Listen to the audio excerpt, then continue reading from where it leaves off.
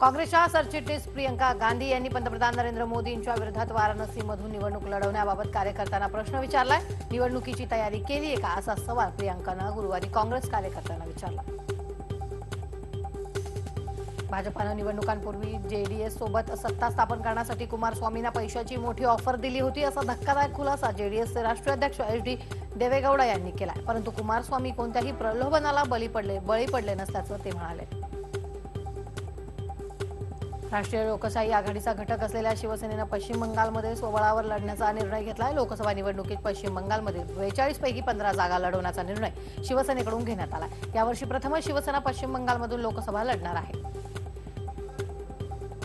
शत्रुघ्न सिन्हा हे 6 एप्रिलला काँग्रेस प्रवेश करणार आहेत। या संदर्भात शत्रुघ्न सिन्हा यांनी काँग्रेस अध्यक्ष राहुल गांधी यांची भेट घेतली आहे। 6 एप्रिलला त्यांच्या काँग्रेस प्रवेशाची औपचारिक घोषणा होणार आहे। तसंच त्यांना पटना या ठिकाणावरून उमेदवारी मिळण्याची शक्यता आहे। समाजवादी पक्षाचे नेते फिरोज खान यांनी भाजपाच्या उमेदवार आणि अभिनेत्री जया प्रदा यांच्याबद्दल वादग्रस्त वक्तव्य केले। राष्ट्रीय महिला आयोगानं त्यांच्या या वक्तव्याची दखल घेऊन त्यांना नोटीस बजावली। जया प्रदा या रामपूरमधून निवडणूक लढवणार आहेत। लालू प्रसाद यादव यांच्या कुटुंबात सर्व काही आलबेल नसल्याचं चिन्ह दिसत आहे। लोकसभा निवडणुका तोंडावर असताना लालूंचा मोठा मुलगा तेज प्रताप यादवनं राष्ट्रीय जनता दलाच्या विद्यार्थी शाखेच्या अध्यक्षपदाचा राजीनामा दिला। एका ट्विटच्या माध्यमातून त्यांनी ही घोषणा केली आहे। मागील 5 वर्षात भाजप सरकारनं जाहिरातींवर तब्बल 10,110 कोटी रुपये जाहिरातींवर खर्च केले। तर हेच पैसे जर जनतेसाठी वापरले असते तर त्यांचं भलं झालं असतं। मात्र स्वतःच्याच जाहिराती करण्यासाठी हे पैसे खर्च करण्यात आले। त्यामुळे सरकारनं जाहिरातीच न करण्यासाठीचं विधेयक संसदेत मांडणार असल्याचं सुप्रिया सुळे यांनी मागितलं। साडी टी शर्ट नंतर आता नरेंद्र मोदीचं छायाचित्र टिकल्यांच्या पाकिटावरही लावण्यात आलं। या पाकिटांवर एकीकडे नरेंद्र मोदीचं छायाचित्र आहे तर दुसरीकडे भाजपाचे निवडणूक चिन्ह छापण्यात आलंय। टिकल्यांच्या पाकिटावर मोदींचं छायाचित्र छापल्यानं नेटिझन्सनी मोदी आणि भाजपाला ट्रोल करायला सुरुवात केली। सोशल मीडियावर मोदींना मत दिल्याचा आकर्षक गिफ्ट मिळणार असा संदेश पसरत असून त्याविरोधात काँग्रेसच्या नेत्या दिव्या स्पंदना यांनी निवडणूक आयोगाला पत्र लिहिलंय। या संदर्भात ठोस कारवाईची मागणीही त्यांनी केली। लोकसभेची निवडणूक उत्तर प्रदेश प्रमाणे महाराष्ट्रातही समाजवादी पार्टी आणि बहुजन समाजवादी पार्टी एकत्र लढणार आहेत। या दोन्ही पक्षांची पहिली यादी बुधवारी जाहीर करण्यात आली। यात बसपाच्या 15 तर सपाच्या 10 जागांचा समावेश आहे।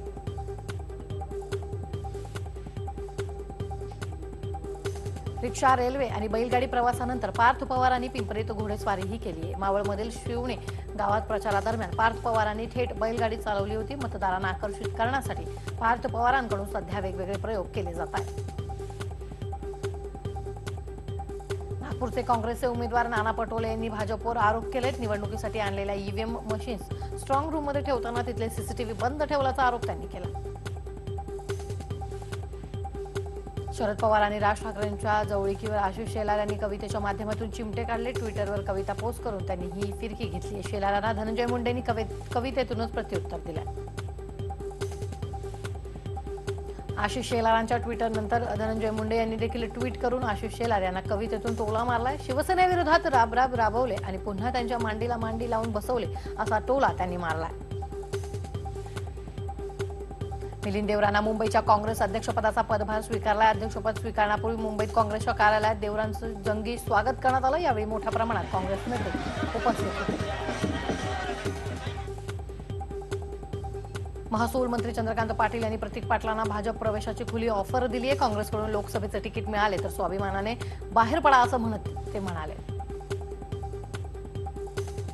संभाजी ब्रिगेडचे नेते प्रवीण गायकवाड यांनी आता काँग्रेस पक्षाच्या उमेदवारी स्पर्धेतून माघार घेतली आहे। पक्षाला उर्मिला माटोणकरांच्या पक्ष प्रवेशाला वेळ आहे पण माझ्यासाठी नाही अशी टीकाही यावेळी प्रवीण गायकवाड यांनी केली। पुणे लोकसभा मतदारसंघात भाजपनं आपला उमेदवार जाहीर करून प्रचारात आघाडी घेतली आहे। मात्र काँग्रेसला अजूनही उमेदवार मिळेना। आजपासून उमेदवारी अर्ज भरण्याची प्रक्रिया सुरू झाली आहे। मात्र अद्यापही काँग्रेसनं पुण्याचा उमेदवार जाहीर केलेला नाही।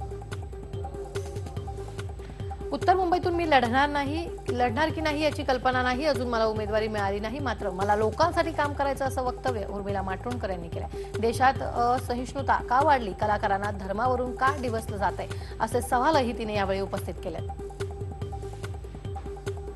यवतमाळ वाशिम लोकसभा मतदारसंघात काँग्रेस पक्षाचे उमेदवार माणिकराव ठाकरे यांना निवडणूक आयोगानं नोटीस बजावली आहे। पेड न्यूजचा खर्च रेकॉर्डवर घेण्याबाबत निवडणूक आयोगानं खुलासा मागितलाय। येत्या 48 तासात या नोटीसचा खुलासा आयोगानं मागवलेला आहे।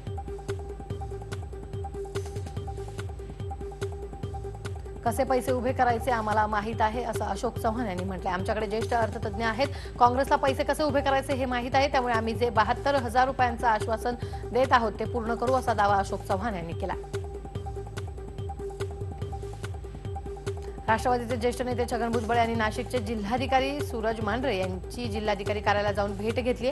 यावेळी जिल्ह्यातील दुष्काळ निवारणासाठी तातडीने उपाययोजना सुरू करण्याची मागणी त्यांनी केली. युती संदर्भात शहापूरमधील शिवसैनिक नाराज आहेत. शहापूरमध्ये झालेल्या मेळाव्याला शिवसैनिकांनी पाठ फिरवली. यावेळी मेळावा संपल्यानंतर शिवसैनिकांनी तालुका प्रमुखांना घेराव घातलाय. उद्धव यांच्या युतीच्या निर्णयावर नाराजी व्यक्त केली आहे. देशात आणि राज्यात आरएसएस आणि भाजप विचाराचं सरकार यावं असं काँग्रेस नेत्यांनाच वाटतंय. त्यामुळेच काँग्रेस प्रदेशाध्यक्ष अशोक चव्हाणसह राज्यातील 30% उमेदवार सनातनवाद्यांशी संबंधित असल्याचा गंभीर आरोप वंचित बहुजन आघाडीचे प्रमुख प्रकाश आंबेडकर यांनी केला. भाजप सेनेची युती झाली असली तरी भाजपच्या किरीट सोमय्यांच्या उमेदवारीला शिवसेनेचा विरोध आहे. भांडूपचे सेना आमदार सुनील राऊत यांनी जर भाजपानं किरीट सोमय्या यांना उमेदवारी दिली तर आपण विरोधात निवडणूक लढू अशी भूमिका घेतली. यवतमाळमध्ये प्रहारच्या उमेदवार वैशाली येडे यांनी बसनं प्रवास करून प्रचार केलाय. राजूर ते यवतमाळ बसनं प्रवास करीत त्यांनी लोकांची मनं जिंकण्याचा प्रयत्न केला. नाशिक लोकसभा मतदारसंघाचे राष्ट्रवादीचे उमेदवार समीर भुजबळ यांनीही रेल्वेने प्रवास करत प्रवाशांच्या समस्या जाणून घेतल्यात. नाशिककरांची लाईफलाईन असलेल्या पंचवटी एक्सप्रेसमध्ये समीर भुजबळ यांनी प्रवाशांची भेट घेतली. दाभोळकर आणि पानसरेंच्या हत्येच्या तपासावर हायकोर्टानं नाराजी व्यक्त केली आहे. फडणवीस सरकार तपासात कमी पडत असल्याने हे ताशेरे ओढण्यात आले. जो पाजील माझ्या नवऱ्याला दारूच्या प्रलोभनात येऊन मतदारांनी मतदान करू नये यासाठी गडचिरोलीत जनजागृती करणारे अनोखे होर्डिंग्स लावण्यात आले. ज्येष्ठ समाजसेवक डॉक्टर अभय बंग यांच्या मुक्तिपथ आणि सर्च संस्थेच्या वतीनं ही अनोखी जनजागृती केली जाते. धूमधडाका चित्रपटाच्या नायिका ऐश्वर्या राणे यांनी वयाच्या 64व्या वर्षी बौद्ध धर्मीची दीक्षा घेतली. त्यामुळे त्या आता समाजकार्य करणार आहेत. त्याचबरोबर ऐश्वर्या बीजेपीच्या महिला प्रेसिडेंट असल्यामुळे त्या महिलांचे प्रश्न सोडवण्यावर भर देणार आहेत. राज्यात उन्हाचा तडाखा चांगलाच वाढलेला आहे. राज्यातील बहुतांश भागात पारा 40 अंशावर पोहोचलाय. उन्हाचा पारा वाढल्यानं दुपारच्या वेळी रस्त्यावर शुकशुकाट पाहायला मिळतोय. पुण्यातल्या चाकणमधून एका संशयित दहशतवाद्याला अटक करण्यात आली आहे. भारतीय जवानांच्या पोस्टिंगचे डिटेल्स बाळगत होता. या संशयित दहशतवाद्याचं नाव शर्यत मंडल असून तो मूळचा पश्चिम बंगालचा आहे. बांगलादेशातल्या अतिरेकी गटाच्या तो संपर्कात असल्याचा संशय आहे. मजुराला अमानुष मारहाण करणाऱ्या गुंडांना पकडण्यासाठी गेलेल्या पोलिसाला 4 ते 5 गुंडांनी मारहाण केल्याची घटना राहता बाजारतळा समोरील सराफ बाजारात घडली. 4 ते 5 जणांच्या टोळक्यानं लाकडी दांड्यानं पोलिसाला सिनेस्टाईलमध्ये बेदम मारहाण केली. मुंबई गोवा महामार्गावर कशेडी घाटात केमिकलनं भरलेला टँकर पलटी झाला. टँकर पलटी झाल्यानंतर त्याला आग लागली. या आगीत कोणतीही जीवितहानी झाली नाही. मात्र वाहतूक अर्धा तास ठप्प असल्यानं प्रवाशांना वाहतूक कोंडीचा सामना करावा लागला. चंद्रपूरच्या आचारसंहिता भरारी पथकाची मोठी कामगिरी भरारी पथकानं केली आहे. जिल्हाधिकारी कार्यालयाच्या परिसरात दुचाकीच्या डिक्कीतून बेहिशोबी रक्कम जप्त करण्यात आली. 18,84,000 रोकड जप्त करण्यात आलेली आहे. महिलेच्या पोटातून तब्बल 6.5 किलो वजनाचा गोळा यशस्वीरित्या बाहेर काढण्यात कल्याणच्या डॉक्टरांना यश आलंय. हा गोळा महिलेच्या गर्भाशयाजवळ होता, त्यामुळे धोका निर्माण झाला होता. मात्र डॉक्टरांनी ही शस्त्रक्रिया यशस्वीरित्या पूर्ण करून दाखवलेली आहे. समाजात द्वेष पसरवणाऱ्या मजकुराला लगाम घालण्यासाठी श्वेतवर्णीय वर्चस्ववाद आणि अलिप्तवादाचे समर्थन करणाऱ्या मजकुरावर बंदी घालण्याची घोषणा फेसबुकनं बुधवारी केली आहे. ही बंदी पुढील आठवड्यात अंमलात येणार आहे. मसूद अझहर विरोधात आता अमेरिकेनं सुरक्षा परिषदेमध्ये प्रस्ताव ठेवला. अमेरिकेनं ठेवलेल्या या प्रस्तावाला ब्रिटन आणि फ्रान्सनं आपला पाठिंबा जाहीर केला. हा प्रस्ताव पारित झाल्यानंतर मसूदचे ब्लॅकलिस्टमध्ये नाव जमा होणार आहे. भारतानं माहिती दिलेल्या जागेवर दहशतवादी तळत नसल्याचा खुलासा पाकिस्ताननं केला. एवढंच नाही तर भारतानं विनंती केल्यास या जागेचा दौरा करण्यास आणि निरीक्षण करण्यास परवानगी देऊ असंही पाकनं म्हटलंय.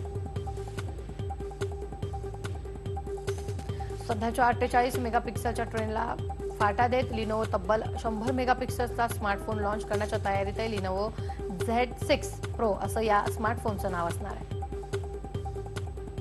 मारुती सुझुकीनं नवीन जिझियाज कार लॉन्च केली आहे. 1.5 लिटर क्षमतेची डिझेल इंजिनची गाडी असणार आहे. या गाडीची किंमत 9.97 लाखांपासून पुढे असणार आहे. मनदीप सिंगच्या हॅट्रिकच्या जोरावर भारतानं कॅनडावर 7-3 न मात करून सुलतान अझलन शाह हॉकी स्पर्धेच्या अंतिम फेरीत प्रवेश केला. भारतीय संघाचे 4 सामन्यानंतर 10 गुण झाले. यात भारतानं 3 विजय मिळवले. विराटनं आयपीएलमध्ये 5000 धावा करण्याची किमयात साधली. सुरेश रैनानंतर अशी कामगिरी करणारा तो दुसराच खेळाडू ठरला. मुंबई इंडियन्स विरुद्धच्या सामन्यात विराटनं 46 धावांची आक्रमक खेळी केली. हार्दिक पंड्याची आक्रमक फलंदाजी आणि जसप्रीत बुमराहच्या भेदक गोलंदाजीच्या बळावर मुंबई इंडियन्सनं रॉयल चॅलेंजर्स बंगळुरूला 6 धावांनी मात केली. मुंबईच्या 187 धावांच्या आव्हानाचा पाठलाग करताना बंगळुरूचा संघ 181 धावांपर्यंतचा मजल मारू शकला. पंजाबी गायक आणि अभिनेता दिलजीतचा मेनाचा पुतळा इंग्लंडमधील प्रसिद्ध मादाम तुसा या संग्रहालयात बनवण्यात आला. या कार्यक्रमाला दिलजीतनं काळ्या रंगाची पगडी घालून हजेरी लावली. रियालिटी शो कौन बनेगा करोडपती या शोच्या 11व्या सीझनची तयारी अमिताभ बच्चन करतायत. या कार्यक्रमासाठी आवश्यक काही गोष्टी अमिताभ बच्चन शिकत आहेत. यासंबंधीची माहिती अमिताभनं त्यांच्या ब्लॉगवर दिली. हा व्हिडिओ तुम्हाला आवडला असेल तर असे आणखी व्हिडिओ पाहण्यासाठी TV9चं YouTube चॅनल सबस्क्राइब करा, बेल बटन दाबा. ताज्या घडामोडींसाठी लॉग ऑन करा tv9marathi.com.